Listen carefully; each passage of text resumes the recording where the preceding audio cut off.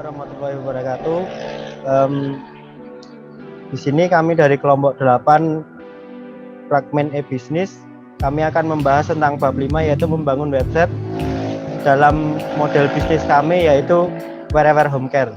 Yang pertama, kelompok kami adalah Rahman Kusuma Negara, terus ada Lukas Suno Irawan, dan saya sendiri Pradono Yurki Marif. Langsung next. Ya, sebelum mulai materi yang disajikan dalam bab website e-commerce, akan lebih baik jika kita mengenal konsep dasar dalam suatu arsitektur web.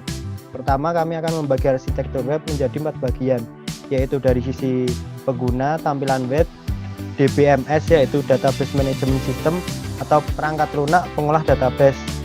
Terus ada database juga. Nah, dalam konsep ini DBMS akan menjadi penghubung antar database server dengan segala hal terkait perubahan data dari sisi user dan admin. Selanjutnya, dalam arsitektur web terdapat istilah front end dan back end, di mana front end adalah bagian dari tampilan web yang dapat diakses secara publik oleh pengguna biasa, sedangkan back end adalah bagian dari perintah-perintah untuk mengolah web atau aplikasi agar dapat bekerja. Sebagai contoh, ketika kita menggunakan YouTube, maka yang tampil dalam device kita hanyalah front end, dan sedangkan jika kita adalah seorang YouTuber, maka yang tampil adalah fitur-fitur untuk kebutuhan YouTube seperti upload, menghapus video, dan lain-lain. Nah, padahal di balik kedua hal tersebut itu ada suatu sistem yang besar yang jarang diketahui oleh orang-orang pengguna YouTube, yaitu untuk mengontrol agar segala hal dalam YouTube dapat berjalan, seperti bagaimana web dapat memvisualisasikan gambar video, memberikan algoritma pencarian, atau bahkan memantau trafik pengguna mulai dari penggunaan harian dan kebiasaan melalui panel admin mereka. Nah, segala data tersebut akan disimpan dalam database dan diatur oleh DBMS ketika sewaktu-waktu data tersebut akan digunakan atau ada perubahan data. Nah, karena bisnis kami menggunakan model bisnis C2C atau marketplace, maka dalam user terbagi menjadi 2, yaitu pelanggan dan mitra. Sebelumnya bisnis kami adalah bisnis home care yang menyediakan tempat bagi penyedia layanan home care untuk bergabung menjadi mitra secara gratis dengan jaminan tertentu dan mempertemukan mereka dengan konsumen dari segmentasi pasar keluarga produktif yang tidak pernah sempat merawat rumah mereka. Dalam sisi user, kami akan menampilkan beberapa fitur pendukung untuk kemudian mencari penyedia jasa yang tepat dengan sistem pembayaran yang terjamin. Untuk sisi mitra, kami akan menyediakan berbagai fitur dan persyaratan untuk dapat bergabung dan memasarkan produk mereka. Sedangkan dari sisi admin atau dashboard, kami akan membuat fitur pengawasan terhadap trafik dan perilaku konsumen. Untuk selanjutnya, data-data tersebut akan kami jadikan sebagai landasan dalam melakukan keputusan manajerial untuk bisnis kami. Terus next. Nah, ini adalah arsitektur Wherever Home Care yang telah kami pilih.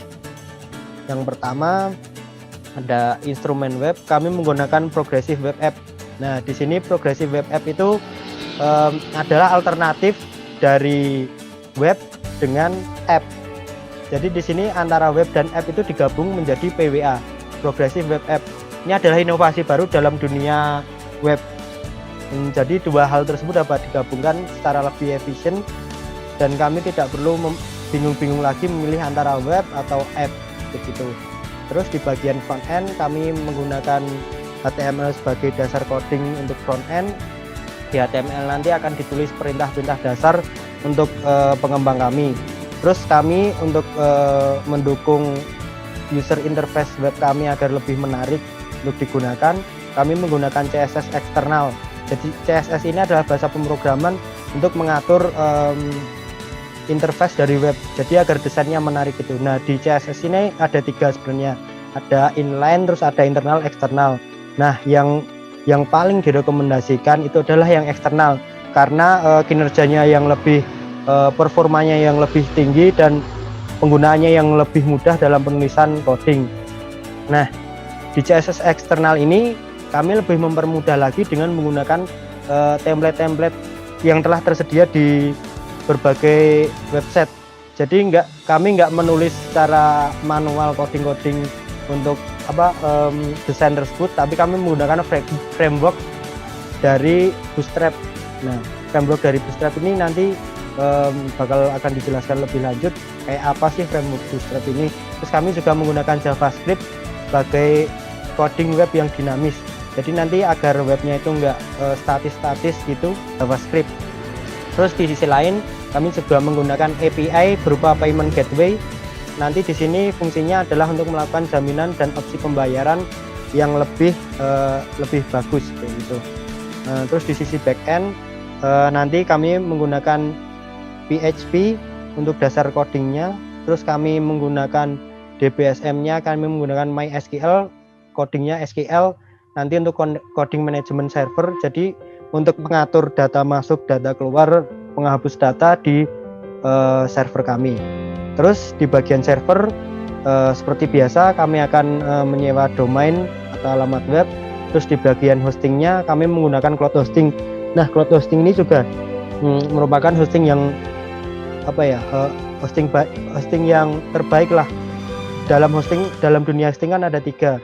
Yang pertama ada hosting biasa, terus ada VPS, terus ada cloud hosting. Nah, dari ketiga itu yang paling direkomendasikan untuk marketplace ya adalah cloud hosting ini yang paling baru. Next. Nah, ini akan kami sebutkan kelebihan-kelebihan dalam arsitektur web kami. Yang pertama adalah PWA tadi.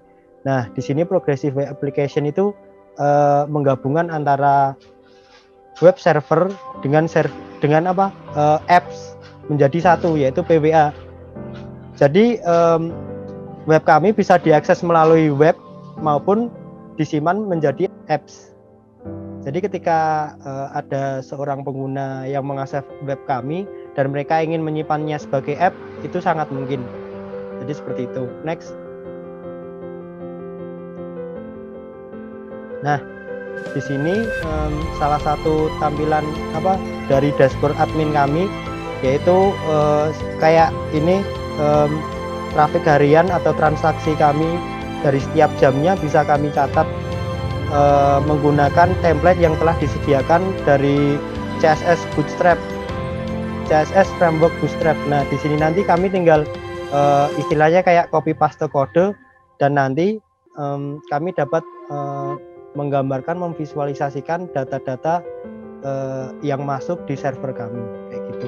Jadi kami lebih mudah melakukan analisa data, dan selanjutnya dari analisa data tersebut kami lebih mudah melakukan manajemen dalam keputusan kedepannya. Next. Nah, ini selain kami kayak punya analytical data dari transaksi, kami juga transaksi yang masuk setiap detiknya kami memiliki catatannya. Jadi kami nanti di sini bisa melakukan monitoring untuk setiap data yang masuk, dan sistem pembayaran yang berhasil, dan sistem pembayaran yang diblok, terus yang pending juga bisa. Jadi kita bisa memantau terus segala aktivitas yang dilakukan oleh user-user. Next. Nah, di sini seperti yang saya bilang tadi, kenapa menggunakan cloud hosting? Yang pertama, dari ketiga pilihan itu ada shared hosting. Shared hosting itu istilahnya kalau di dalam apartemen. Nah, shared hosting itu kayak apartemen. Jadi kita kayak menyewa kamar di apartemen, dan ketika kita mau istilahnya kayak mau masuk ke dalam apartemen, kita harus mengantri dengan orang-orang lain yang ada dalam satu lift.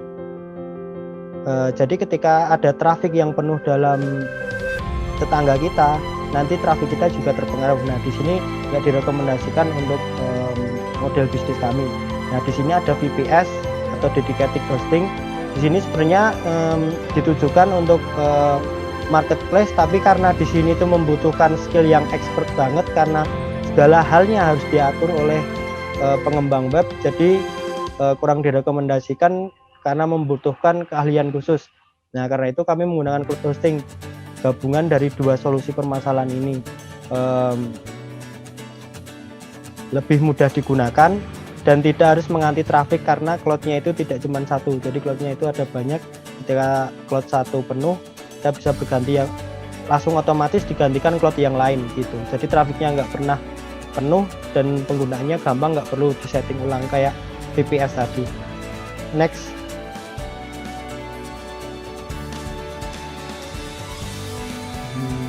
Nah, selanjutnya menuju materi perkuliahan dari bab 5. Yang pertama ada search engine.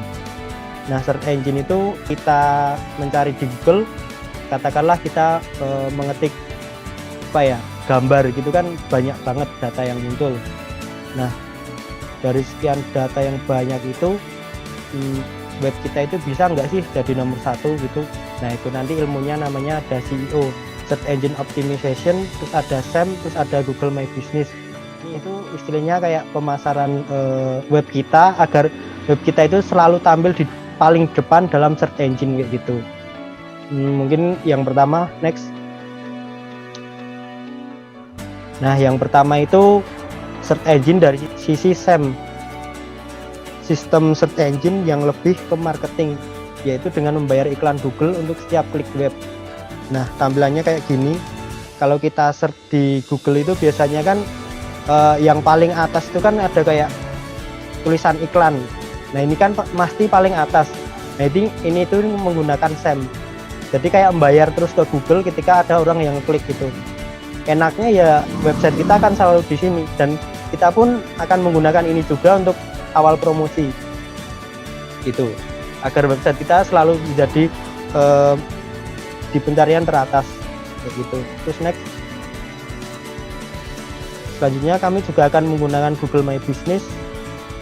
Ini sistemnya free, nggak berbayar, dan cara menggunakannya pun mudah, hanya cuman mengisi form Google Business, terus nanti dari pihak Google akan mengonfirmasi tentang bisnis kita. Nah, Google Business itu yang kayak gini. Kalau kita search di Google, biasanya ada di baris paling kanan. Pokoknya bagian paling kanan itu yang ada kayak ratingnya, terus gambarnya kayak gitu-gitu. Kalau bisnis kita udah kedaftar, otomatis ketika orang mencari keyword bisnis kita, nah bisnis kita akan tampil kayak gini. Ini udah pasti paling atas nanti. Jadi kayak gitu. Terus next. Nah, selain menggunakan dua hal tadi, kami juga menggunakan SEO. Kalau SEO itu Search Engine Optimization. Nah, ini tuh lebih ke web kita agar lebih mudah dicari orang-orang. Jadi nggak kayak SEM yang harus berbayar tadi. Di SEO ini, kalau kita berhasil melakukan dan menerapkannya, ketika orang mencari website kita bisa terindeks di halaman paling atas kayak gitu. Terus caranya agar SEO ini dapat berhasil gimana? Nah, di SEO ini ada dua cara untuk istilahnya untuk mendapatkan optimization-nya. Yang pertama ada on-page SEO, terus ada off-page SEO. Yang on-page SEO itu optimisasi dari segi internal web, jadi kayak lebih coding-codingnya, terus penempatan kayak daftar katanya gitu. Terus yang off-page itu lebih ke luar webnya. Nah, yang on-page itu apa aja? Yang pertama itu kita harus menggunakan URL yang singkat. Gimana biar URL kita itu lebih singkat? Nah, kita menggunakan URL sorter. Banyak di website yang menyediakan URL sorter. Terus selain itu kami juga menggunakan LSI keyword, yaitu keterkaitan antar judul dan konten. Jadi judul dan konten yang kami tulis di website harus terkait kayak gitu, biar lebih mudah diindeks oleh Google Search. Terus konten kita juga harus panjang, yaitu lebih dari 500 kata. Terus kita juga harus menggunakan heading text yang benar. Terus menggunakan external link. Biasanya kita akan menautkan web kita dengan link-link website yang udah besar. Nah, dari situ nanti website kita akan lebih mudah terindeks karena berisi link-link website besar. Terus kita juga akan memaksimalkan kecepatan web agar ketika website kita itu sangat cepat dalam mengolah segala informasinya, maka dari segi search engine pun juga akan mudah menemukan website kita. Terus selain itu script kita juga harus tidak berat. Nah, ini nanti akan kami terapkan dalam sisi pengembangan. Terus selain hal-hal di atas, disarankan untuk dalam SEO ini menggunakan PWA. Nah, kami tadi juga sudah menggunakan PWA. Nah, dari segala tips tadi, dari sisi on-page SEO diharapkan indeks kami dapat meningkat dengan tajam di search engine. Terus selanjutnya dari sisi off-page SEO. Nah, di off-page SEO ini ada 3 hal ya. Yang pertama ada link building, yaitu memberi konten web dengan link website berkualitas. Ya kayak tadi sih, isi web kita beri link-link konten dari website-website besar. Terus selain itu kita juga bisa menggunakan sosial media, yaitu dengan meningkatkan brand awareness. Selain menggunakan website, kita menggunakan sosial media tersebut untuk memasarkan website kita. Selain itu kita juga bisa menggunakan local SEO dengan memberikan hasil pencarian berdasarkan lokasi pengguna untuk melengkapinya. Terus selanjutnya akan dijelaskan oleh teman saya. Next.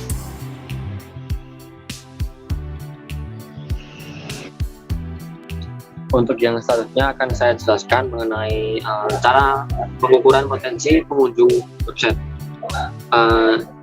Di perusahaan di era saat ini harus sudah mereduksi keberadaannya menjadi sebuah website.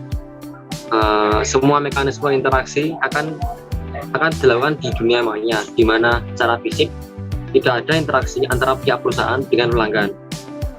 Akhirnya keadaan ini juga membuat perusahaan kesulitan untuk mengerti setiap perilaku pelanggan yang mengunjungi websitenya.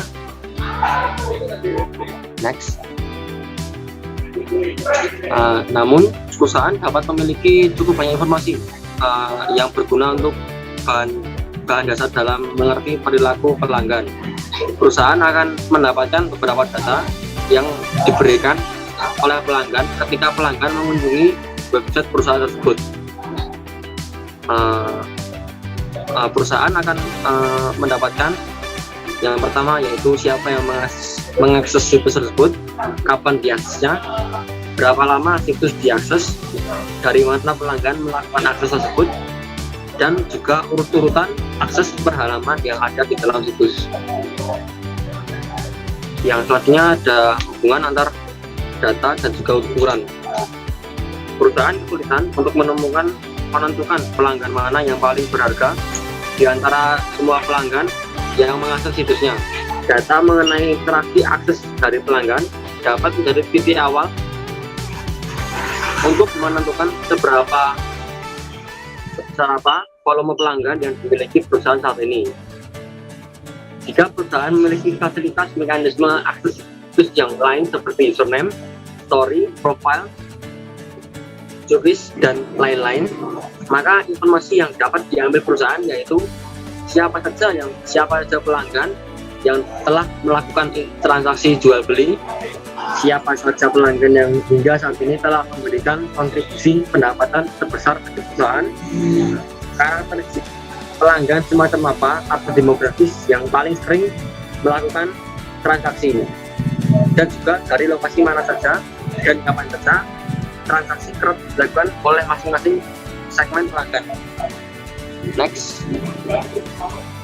Contohnya seperti ini. Dari data hasil kunjungan situs yang dimiliki perusahaan, terlihat ada kurang lebih 100 juta terhadap objek-objek pada situs terkait. Dengan berasumsi bahwa satu buah halaman memiliki rata-rata 10 objek buah, maka akan dapat diperkirakan terjadi kurang lebih 10 juta page view. Jika seseorang paling tidak rata-rata melihat 5 halaman situs, maka berarti ada kurang lebih 2 juta pengunjung, dengan beranggapan bahwa selama perusahaan memiliki situs paling tidak setiap orang mengakses halaman utamanya sebanyak 5 kali, maka berarti terdapat sekitar 400.000 pelanggan. Dari jumlah pelanggan tersebut, paling tidak 10% saja melakukan transaksi jual beli. Berarti perusahaan telah memiliki 40.000 orang konsumen, dengan berasumsi bahwa 10% dari orang tersebut melakukan transaksi lebih dari 1 kali. Berarti saat ini perusahaan memiliki kurang lebih 4.000 pelanggan yang loyal. Next. Selanjutnya akan dijelaskan oleh Mas Rahman. Baik, di sini saya Rahman Kusmanegara akan mempresentasikan bagian saya, yaitu kriteria website yang efektif.